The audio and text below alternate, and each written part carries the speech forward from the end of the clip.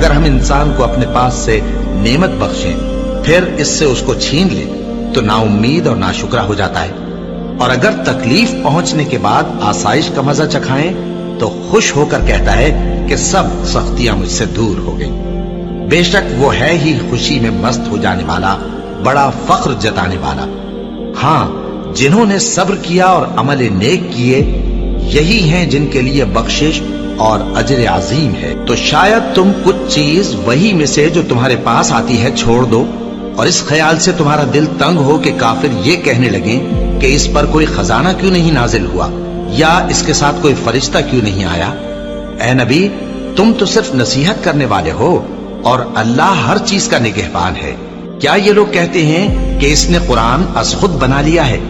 کہہ دو کہ اگر سچے ہو تو تم بھی ایسی 10 صورتیں بنا لاؤ اور اللہ کے سوا جس جس کو بلا سکتے ہو بلا بھی لو۔